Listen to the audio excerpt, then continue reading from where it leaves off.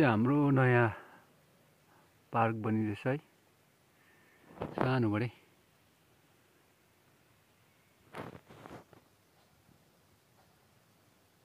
Narbahadur Thakuri park. यसको चाहिँ सिँढीहरू ready हुँदैछ। सब ढुङ्गा युज हुँदैछ यहाँ चाहिँ, ढुङ्गाकै मात्रै। यो सिँढीबाट चाहिँ चढ्दै चढ्दै गएर चाहिँ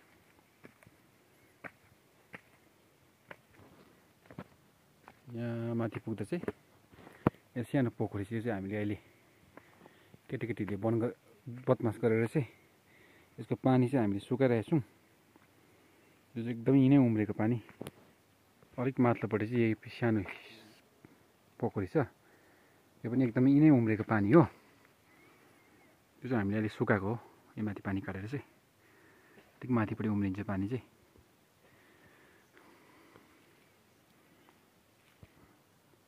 यहाँबाट हेर्दा चाहिँ यस्तो देखिन्छ। यो चाहिँ एक भाग मात्रै बनिँदैछ भर्खर। अब यो चाहिँ बिस्तारै बिस्तारै बनाउने हामी चेष्टा गर्दैछौँ, तर अब हुन्छ हुँदैन, भगवानको आशीर्वाद हो। यो चाहिँ एक भाग मात्रै हो, घर चाहिँ माथि छ। यहाँबाट चाहिँ हुँदै जाँदा चाहिँ यहाँबाट चाहिँ बाटो छ ढुङ्गाकै। यहाँ माथि सानो रेस्ट गर्ने जग्गा। यो रेस्ट गर्ने जग्गामा चाहिँ सानोबडे ढुङ्गाको चौतारी हेर्नुहोस् है। यो चाहिँ ढुङ्गाको चौतारी हो, यो चाहिँ यसो रेस्ट गर्ने जग्गा हो। यो पनि एकदम पुरानो चौतारी हो। यो चौतारीको डिलीमा चाहिँ अब हामीले फुलहरू रोपेछौँ, यो बढ्नु टाइम लाग्ला है। हेर्नुहोस् है, यहाँ माथि चाहिँ मौरी, एकदमै लोकल मौरी छ।